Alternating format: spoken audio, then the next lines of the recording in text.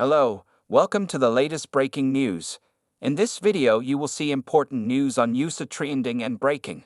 Please like this video, subscribe this channel. Diddy accused of abusing minors as young as 9 years old, as 120 alleged victims come forward.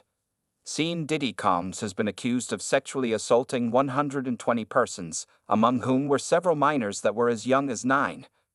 The shocking claims come amid his ongoing legal troubles, where he has been charged with sex trafficking, racketeering, and transportation to engage in prostitution.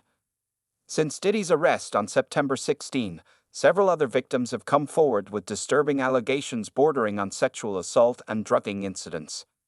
According to the Daily Mail, the embattled music mogul has been accused of sexually abusing 120 people, including several minors.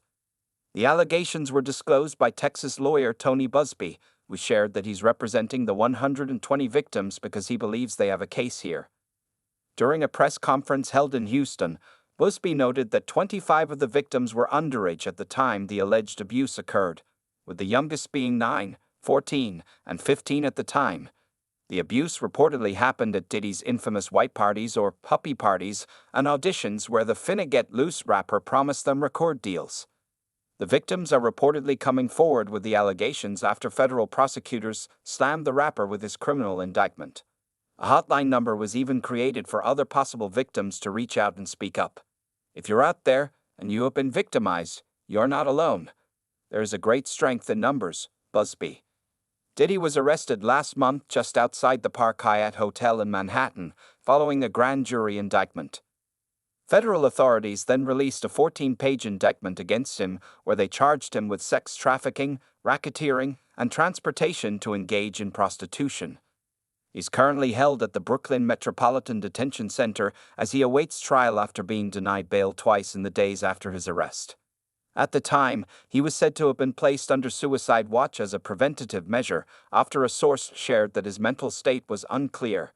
However, he has now been removed from suicide watch. The embattled rapper has maintained his innocence on all charges and will reportedly not agree to a plea deal if the authorities offer it. His lawyer, Mark Agnifilo, shared this sentiment in TMZ's The Downfall of Diddy, the indictment, noting that the decision wasn't up to him. "It's up to Mr. Combs, and I don't see it happening because he believes he's innocent," the criminal attorney said. And what's more, he believes that he needs to stand up not just for himself, for his family, and for everybody who's been targeted by the federal government.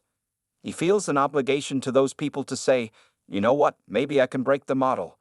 Maybe I can show the world that a black man can win in federal court. Agnifilo said. And I think he probably is the only person I know of who might be able to actually accomplish that goal. Elsewhere in the documentary, the criminal attorney dismissed speculations that the rapper was mentally affected by his ongoing legal woes, especially because of his residence at the dangerous and ill-maintained Brooklyn jail he's staying in. His state of mind is actually remarkably positive.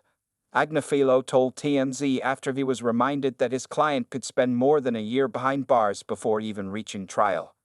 "I spend several hours with him every day. His resolve is strong, he's engaged, he's focused on his defense," he added. "He is so focused on trying to right his wrong that it's actually giving him a form of strength and a form of confidence that I think is going to get him through a difficult time." Agnifilo had mentioned in his chat with TMZ that Diddy plans to testify at his trial. While it wouldn't be the first time an accused person has done so, experts have cautioned that Diddy's testifying could be risky and jeopardize his case. There is a reason that attorneys typically advise their clients not to take the stand in their own trial. Testifying in one's own trial opens up the defendant to cross-examination from the prosecution, legal expert Misha Malton told Page 6. She added, "If Diddy becomes flustered or frustrated, taking the stand will do more harm for him than good. This level of scrutiny is very emotionally taxing, and if he struggles to maintain composure under pressure, it can negatively influence the jury's perception of him."